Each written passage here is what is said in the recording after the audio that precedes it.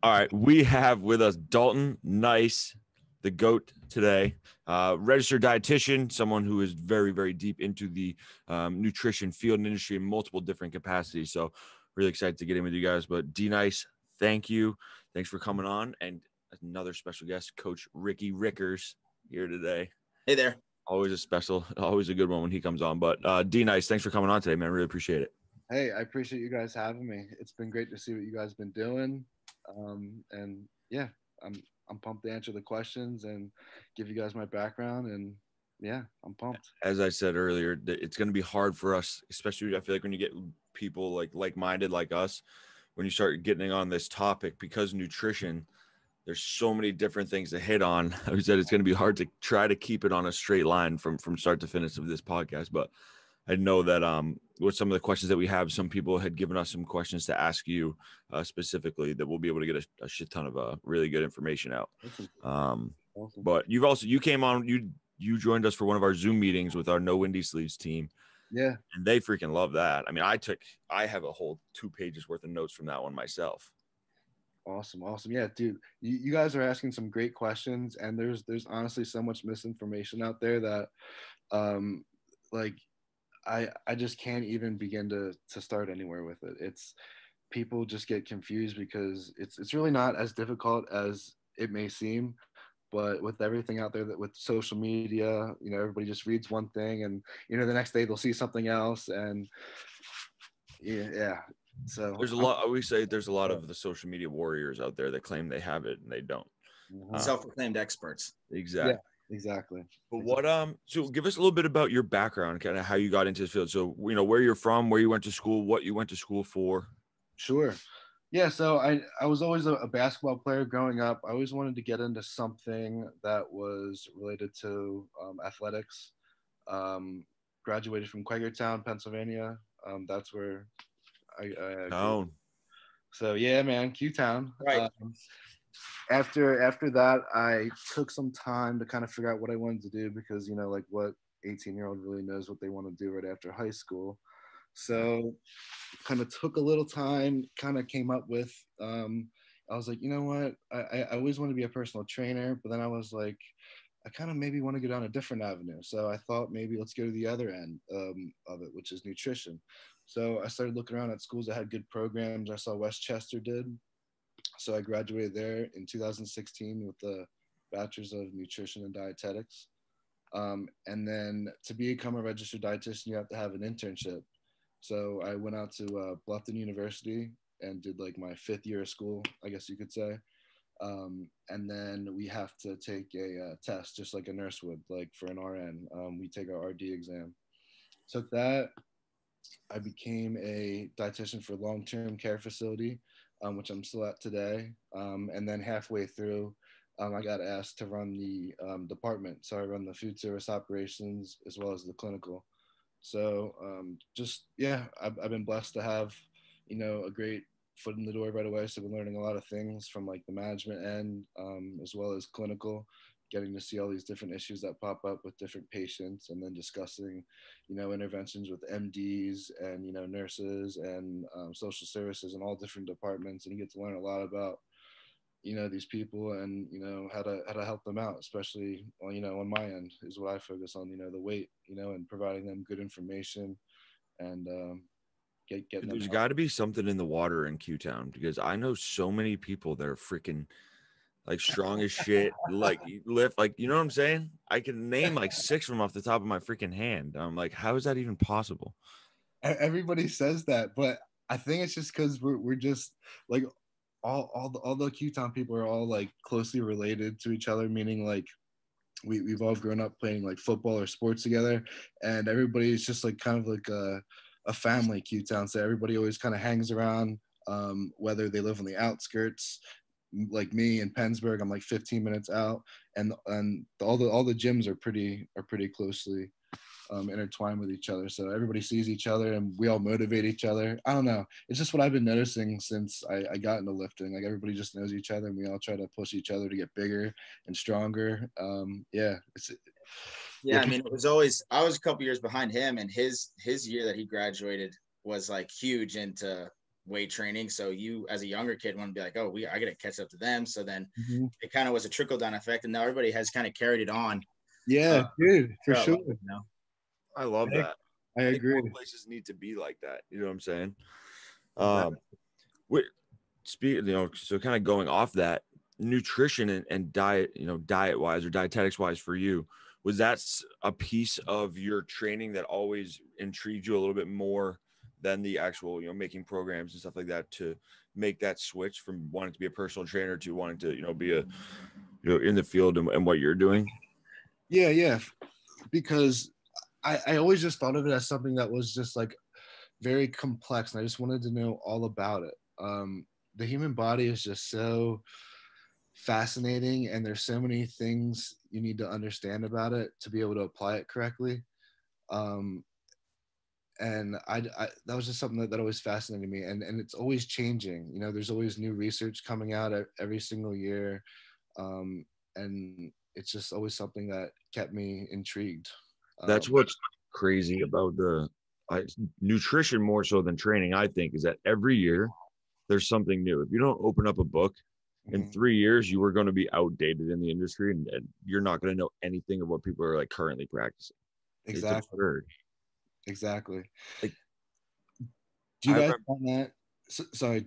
Do you guys find that to be similar with training and stuff, or is not it nearly as much turnover, I don't think, as with nutrition?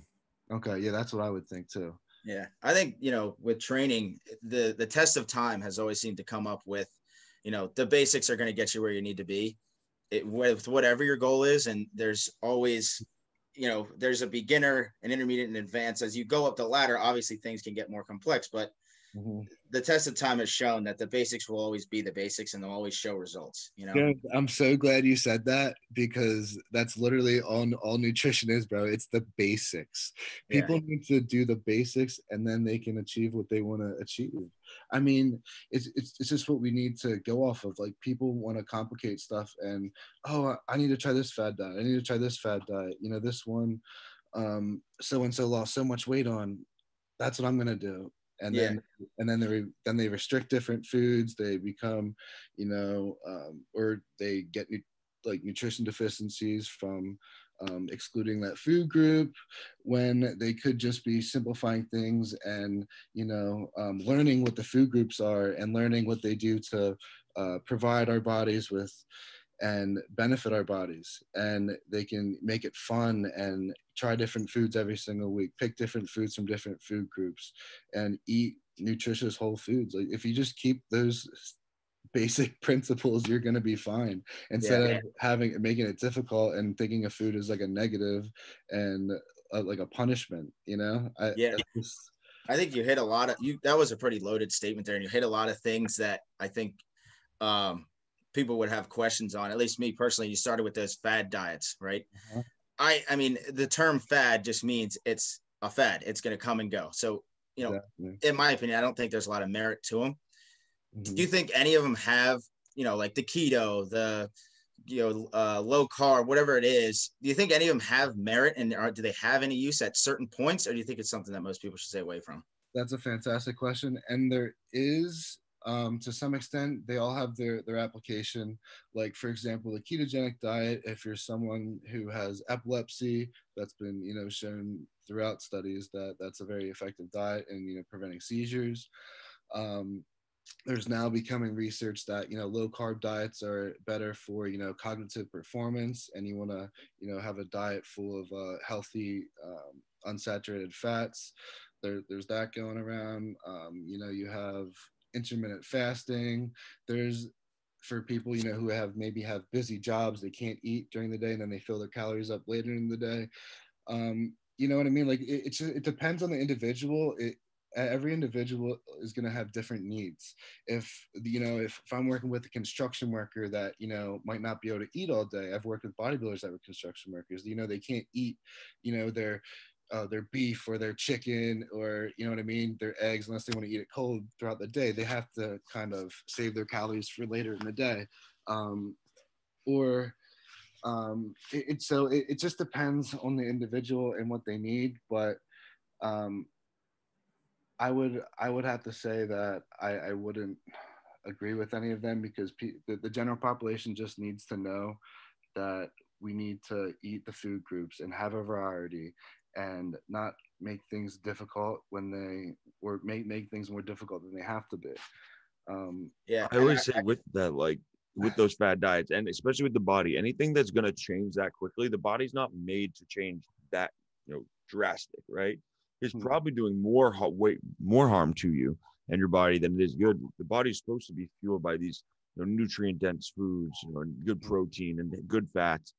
You just cut something so quick, and you think you're going to lose 12 pounds in 7 days. Like, it's going to be the later effects are going to be so much worse for you than anything that you can do, in a slow, sustainable time. Oh, exactly. And the thing that all these fad diets have in common is they all cut calories somewhere. You know what I mean? Keto is cutting calories through carbs. You know what I mean? Intermittent fasting are cutting calories by restricting the time frame. Um, they're all cutting calories. And if you're cutting calories when you're already not in a good starting point, let's just say, said person's eating, 12 to 1500 calories. For example, a woman, she wants to start, dieting, cutting a food group. You're already eating the bare minimum. Where are you going?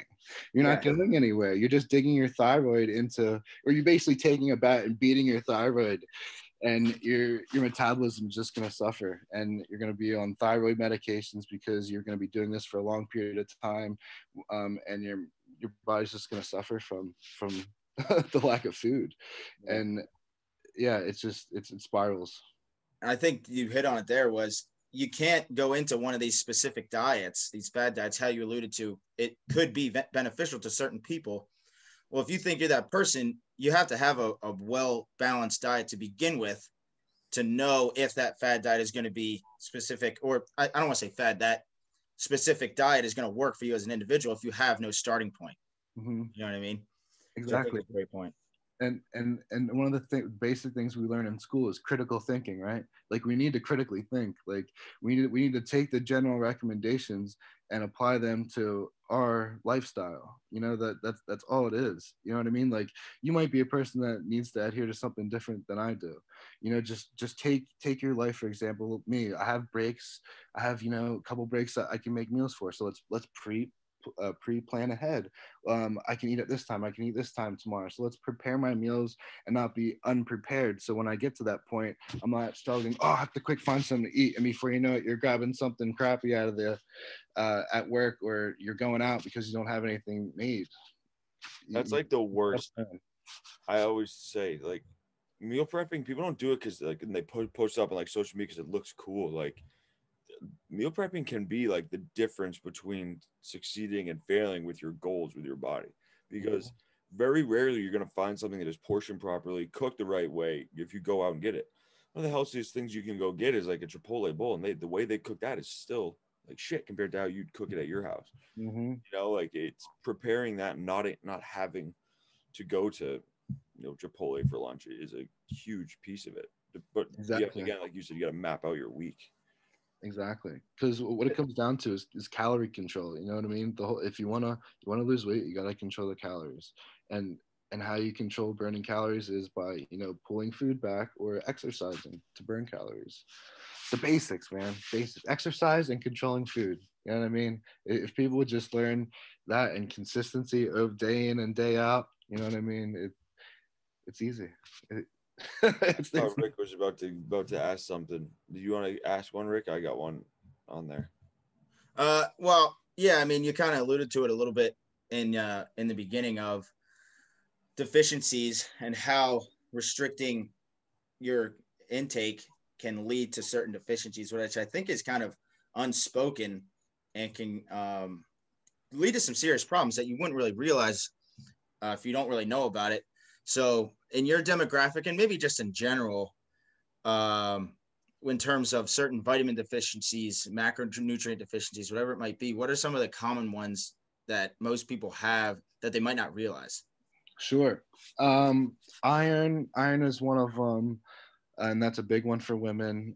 Vitamin D is another one, and same with the B vitamins. And fiber as well, and I would say omega-3s. I don't think people eat enough, omega-3, fish, salmon. I don't think people eat enough of that. And that's been shown in research.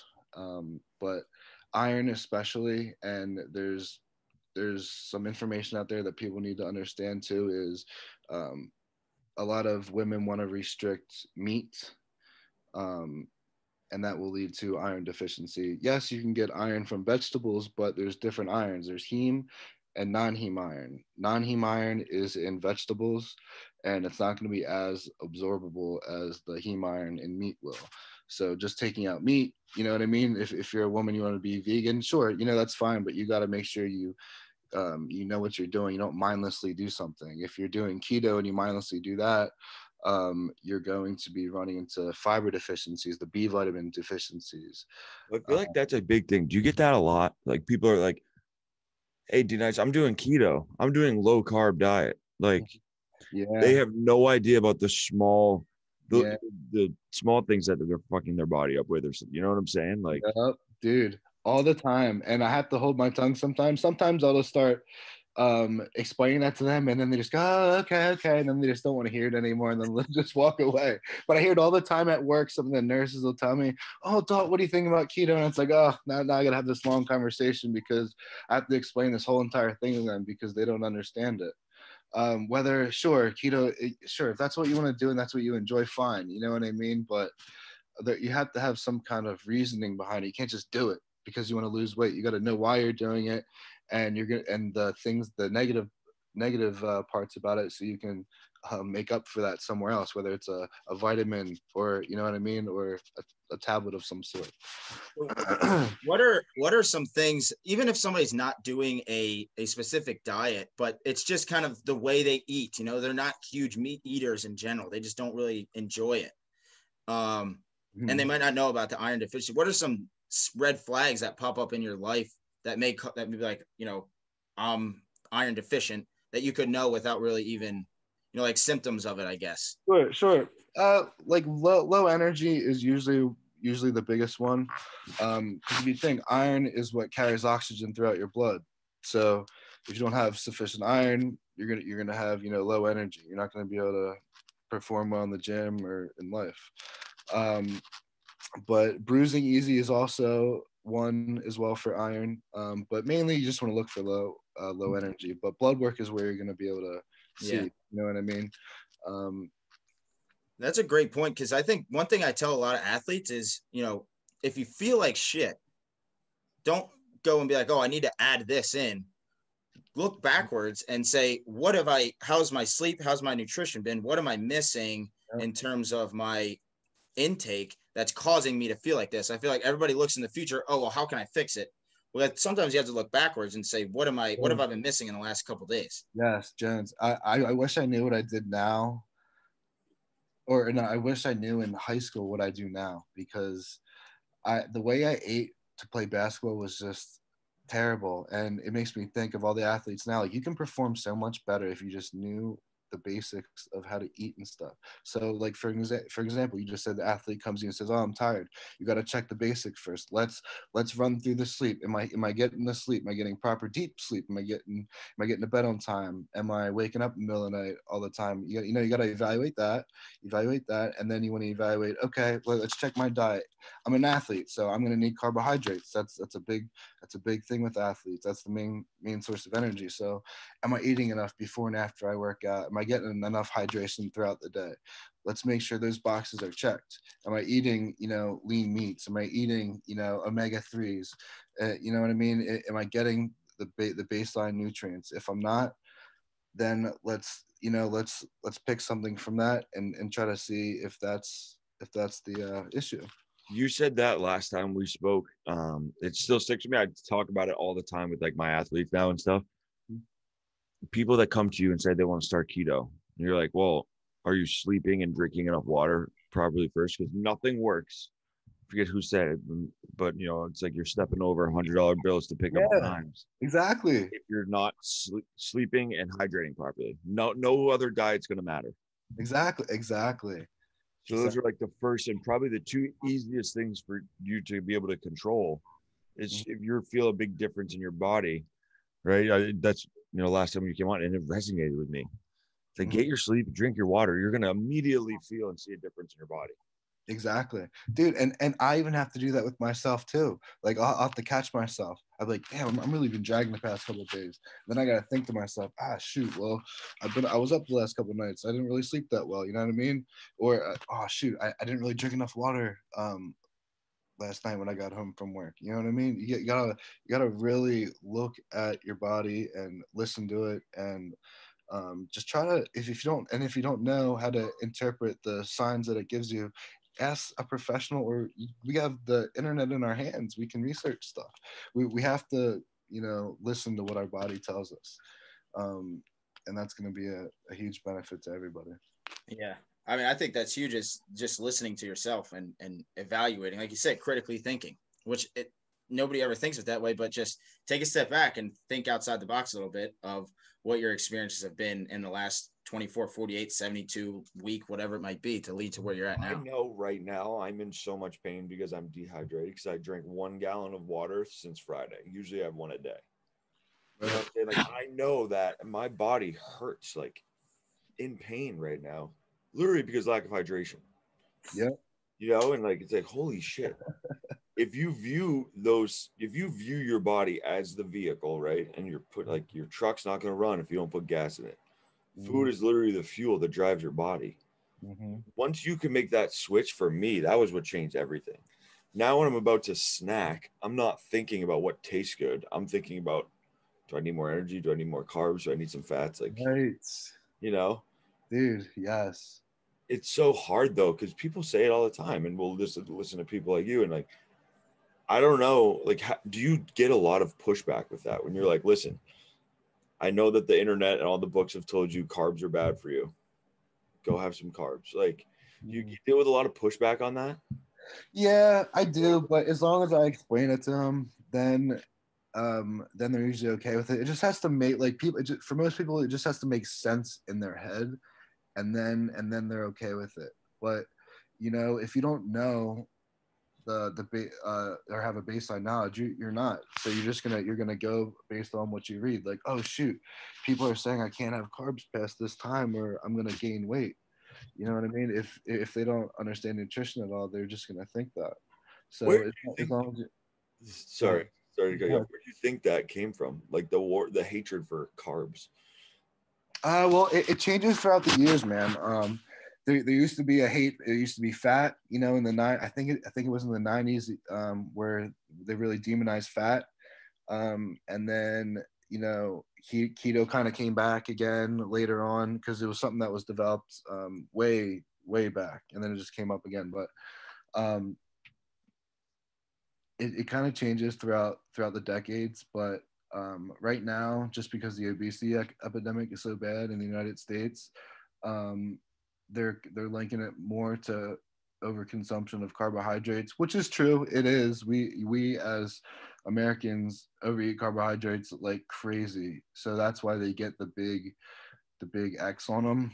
But at the end of the day, it's just calories. But people just overeat calories. We're more into, we have the electronics at our fingertips at all time. We're sitting more, so we're not going to need as much calories. But now all these foods are so calorie dense, and they're so easy to eat. It's the easy foods in the pantries that we eat. They're all high calorie, so we constantly just sit around and not burn calories and just eat high calorie foods. We're going to be fat. And the thing that pisses me off the most is these parents with these kids, and the obesity rate with these kids is so high. Oh my gosh, it eats my stomach, because oh well, my kid doesn't want to eat vegetables. Well, then you have to be a responsible parent, and you can't let your kid just get fat and have all these health problems. That's child abuse. People need to be smart, and if they don't understand, they need to educate themselves so they can help their children out. I can't stand this obesity epidemic. It drives me crazy. But it's just the lack of knowledge and the misinformation out there. It's conveniency. Yeah, it's just so much easier for them to buy a packet of whatever and do it than cut up a cucumber, or wash, clean, and cook the broccoli. Like, it's more convenient to eat like shit. Yeah. And like, exactly. everything's at your fingertips. I can walk across the street right now and get a bag of Doritos, a protein, and the protein bars aren't that good for you, you know, as opposed to me like going upstairs and grilling up some chicken or some beef. Exactly. Convenience is insane. I know. And do you think, I think that, in my opinion, that is the biggest problem in the health concerns of everything, especially in the world we're in now. The idea of nutrition is a backseat to a lot of things, right? We're a rehab facility. We try to fix the problems we already create, you know, instead of trying to prevent these problems. In my opinion, and tell me what you think, that if we focused more on the nutrition side of things and the prehab, use the term prehab side of things, would reduce a lot of these issues. Oh, 100%, man. Like, you got me all fired up now. So, hell yeah, good. Man, this is something that really annoys me. So, the doctors giving nutritional advice kind of annoys me a lot, because what doctors are for are to, you know, give you a solution to the problem. They're not trying to figure it out and prevent anything in the future. They're just giving you the solution to, oh, you have this symptom, here you go, here's a pill. You know what I mean? Oh, you're feeling this, here's a pill. And then you're having that type of person, you know, teach you how to eat, who has maybe one class in nutrition. But that's a whole nother story. Anyway, there needs to be more nutritional places around for people to learn, or if different you know, doctors' offices want to incorporate dietitians or nutritionists, but there needs to be more of these people involved in, you know, patient care, because like I said, everything is just trying to, you know, put a band-aid on the wound. It's not trying to get down to the underlying issue. Yeah. Okay, this is why you have type 2 diabetes and you've been just diagnosed with that. Take metformin, take some insulin, and here you go. Here's what you gotta do, and just watch your carbs, and go see a dietitian, and they'll tell you how to eat. It's not, well, okay, we need to start making some entire lifestyle changes, and having a nice sit down conversation, and trying to get them to change the way they live to kind of reverse the effects of the type 2 diabetes. That's just an example. Yeah, no, it's a great example. And my mom deals with it all the time. She's type 2 diabetic, and I'm always on her about different things. Like, if you change, she's like, well, I can't do this because of this. And like, if you go sit down with somebody and figure out what's causing these issues. And some people are past the point, you know, maybe it does take have to take the insulin. It's individual, but thinking back, like throughout your elementary, middle school, high school career, how many classes do we have on nutrition? You know, you learn the food groups, but you know, how much emphasis was put on it? How do we expect people to be knowledgeable in it? We don't teach them anything growing up. 100%. And dude, that's another thing I would love to get involved in, is getting high schools and middle schools and to have a nutrition based classes, you know, in all grades. There should be something, and they learn more as they go, because like, I don't remember anything, man. Like, I think maybe a cooking class. I mean, whenever, just like the food group, and I'm not even gonna, like, why would I pay attention to that? I just want to eat at that point. You know what I mean? Like, I think if it was put if there was ever an emphasis put on it early on, people will be more apt to be interested in it, you know. And if you make it interesting, if you show the repercussions of it, if you show how it can change your life and your energy levels, and show them how to critically think and how to learn their body, and learn how to know what their body feels and why it feels that way, they will be able to make those lifestyle changes on their own. You know what I mean?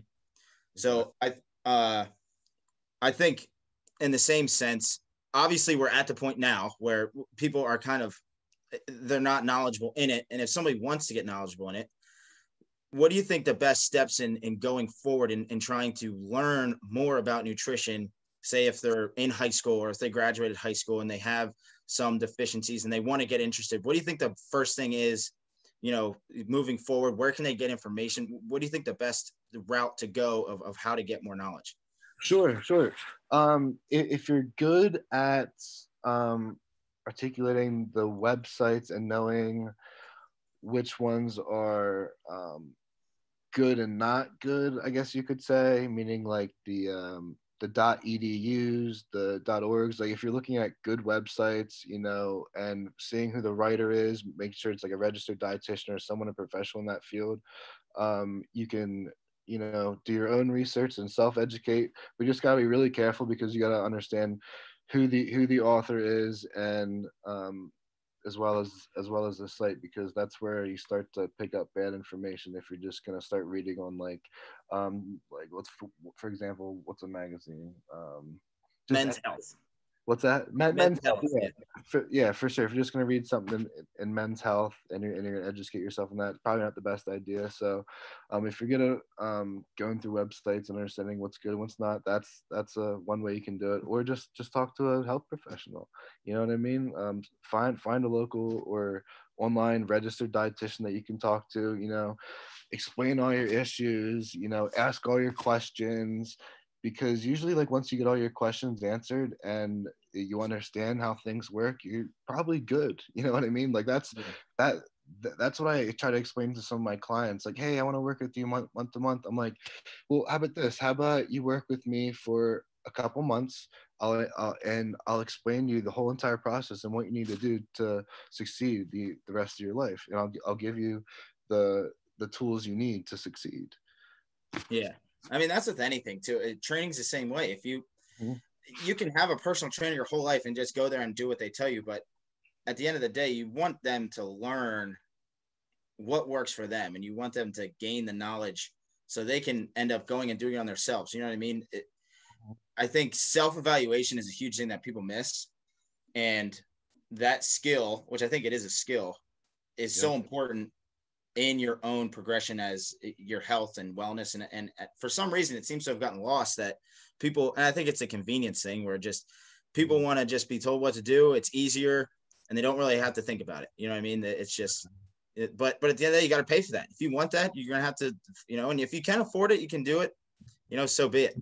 But I think at the end of the day, if you want serious change, you want to be a healthy person, you got to have some type of knowledge in it.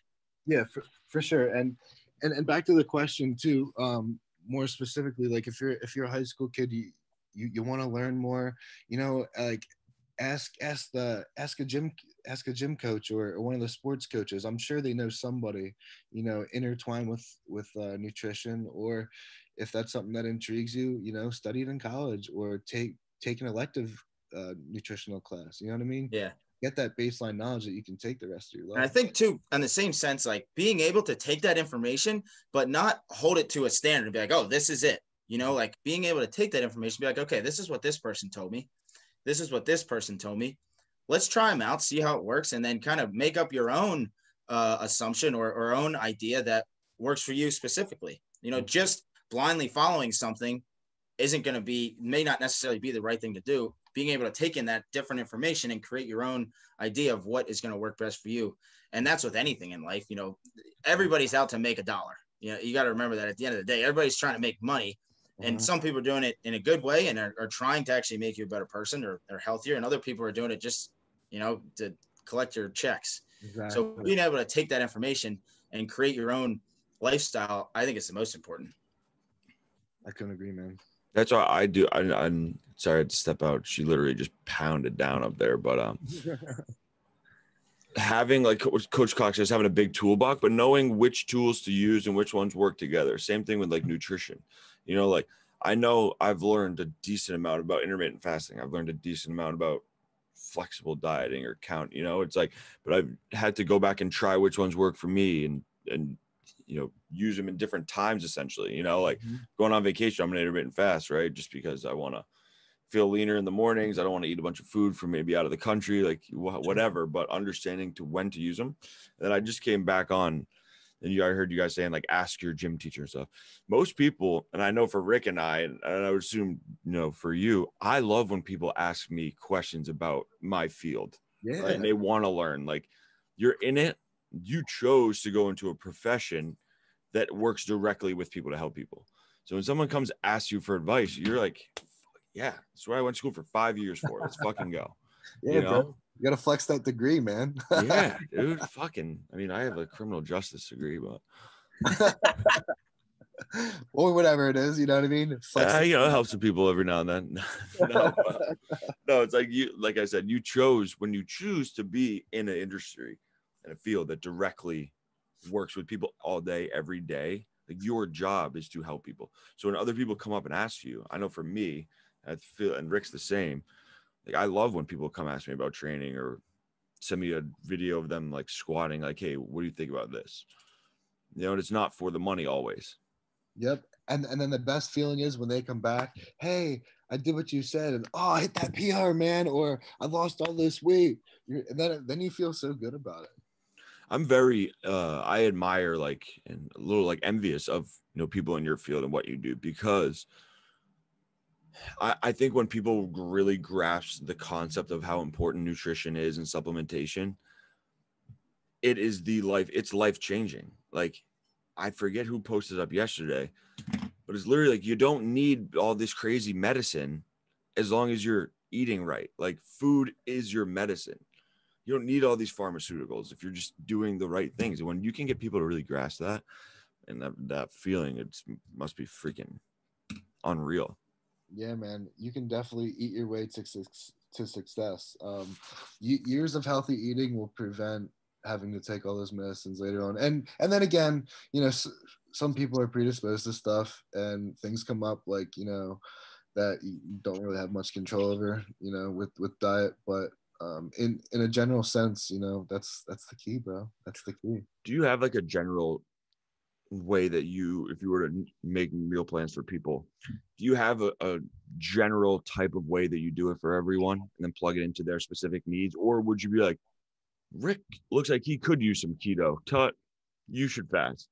No, so mine's very simple, dude. I'll explain how I do it. So basically, I'll have someone come to me and they'll tell me, because most people that work with me, they're like, hey, I wanna get in better shape. You know what I mean? I feel sloppy. My energy's low. Great. Okay, let's get to work. So from there, what I got to do is I got to see where they are first before we do anything. I can't just give them this, diet to start without evaluating where their metabolism is. So I'll get a rundown of what they eat every single day, eat and drink. I'll calculate everything. And just for example purposes, let's just say this person's eating, 1,500 calories, and this guy wants to, drop some body fat. So from there, I'm going to say, hey, well, your calories are way too low right now. We're not cutting because it's not going to work. I can cut calories and get you super lean, but we're not doing that because it's not going to be beneficial to you in the long run, because you're going to have some health complications there. So what we're going to do is we're going to slowly add some calories. You might even get leaner in this process. It's called reverse dieting.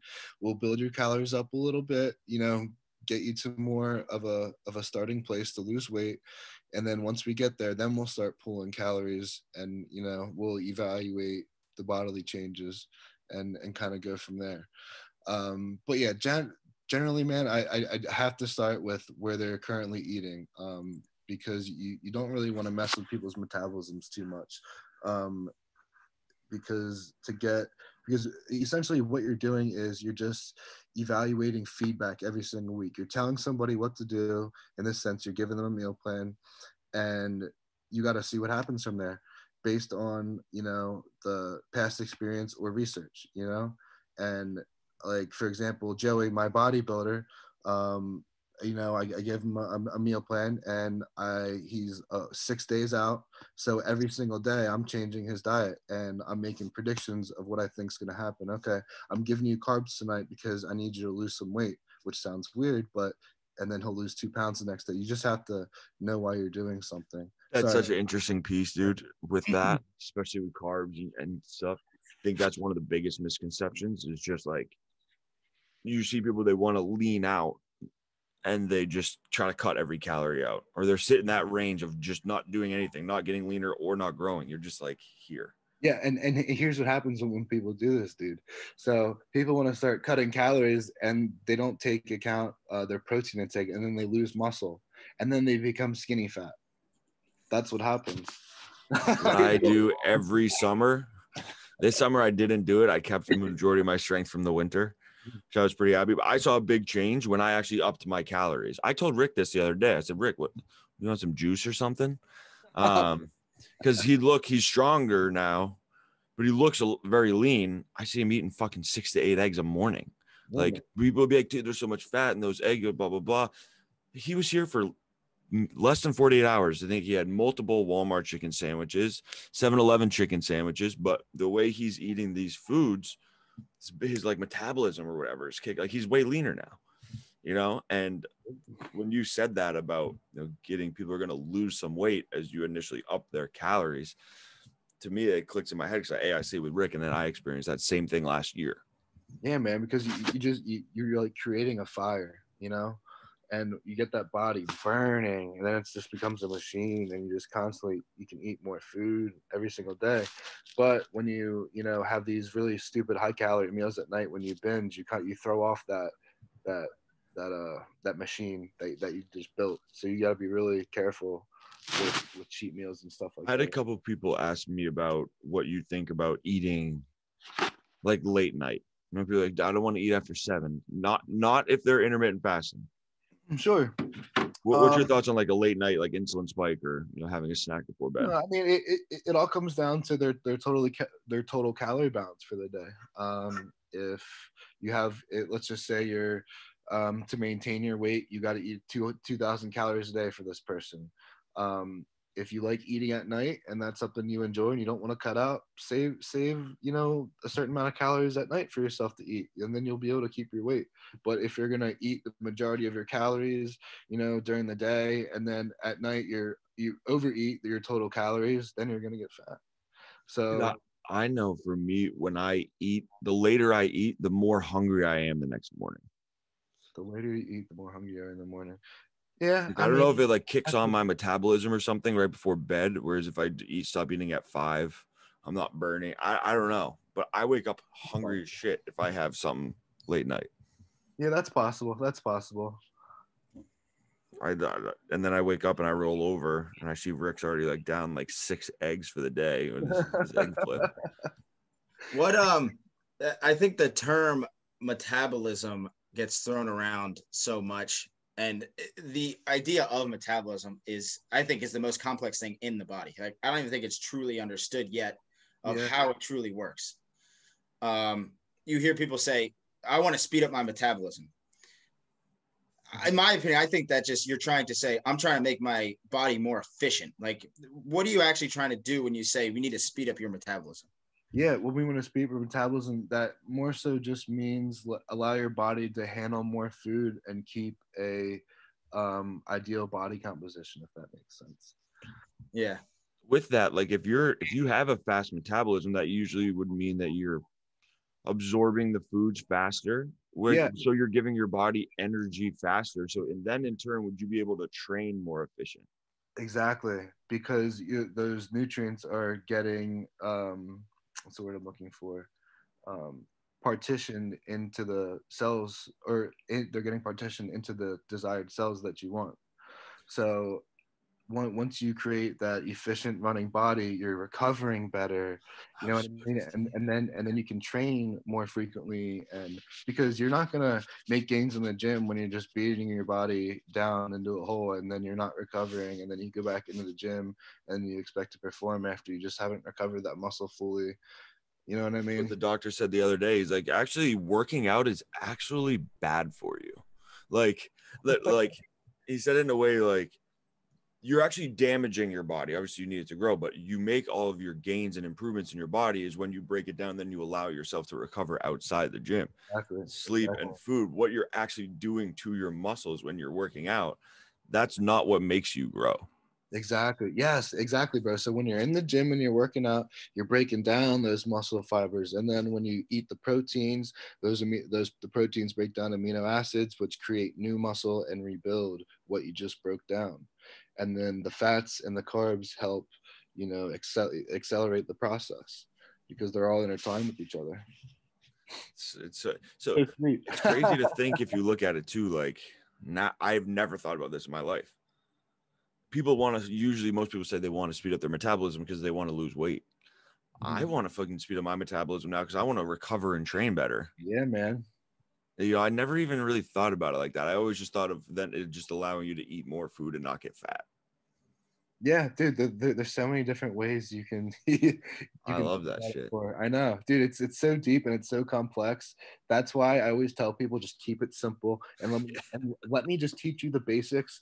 I'll worry about all the other crap out there. If you have questions, I'll answer it. But you know what I mean? Like when someone comes to me, I just try to teach them just the basics because just like we were talking about this entire time, it's so complex, dude. It's so complex. There's so It's much. my last question with it. My last one, I Sure, promise. sure. No, you're good. I can talk all day. What do you think genetics play into it? Like genetics are a real thing. Like there's a reason why some kid can eat 1,200 calories a day and keep gaining muscle, right? Like Yep. so you have to really understand it. People's bodies are different. 100%, dude. Genetics are huge. The just the structure of someone's body, the way they absorb food, their athletic ability. Every single person's gonna have different needs, but based on our genetics, someone might be able to process carbohydrates a little bit better. Someone might be able to process fats a little bit better. You know what I mean? But everybody's going to process things differently, and you're going to have these genetic freaks out there that can eat a massive amounts of calories, not get fat because they just naturally have, you know, a high functioning athletic I body. went at it last night. I went What's at that? it with my boy last night. He's a state trooper in Pennsylvania. He's fucking ripped.